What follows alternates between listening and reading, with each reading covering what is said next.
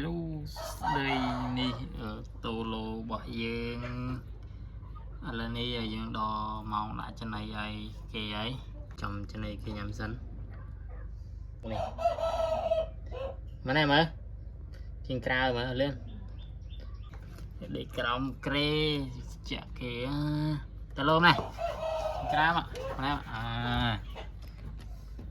តិចទៀតយើងដាក់ចំណីឲ្យវា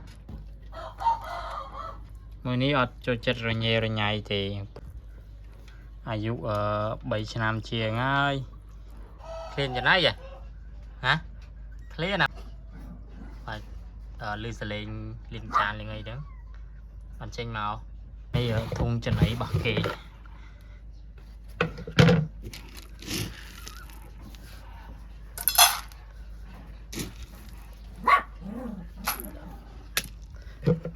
ហើយ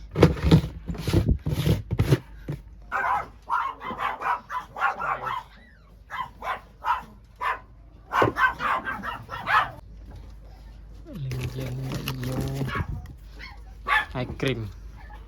ដាក់ជាមួយចំណីឲ្យអានេះត្រង់មន់ស្ងួតចំណីរបស់គេអានេះគ្រីមដាក់ជាមួយឲ្យដាក់ជាមួយគ្នាដាក់យើងដាក់លាយទឹកឲ្យវាហើយយើងកូរវាដាក់លាយច្បល់ចូលគ្នាខ្ញុំលៀនតាហើយឃើញចំណីគេឃ្លានគេមកទៅអូខេតដាក់ចំណីឲ្យ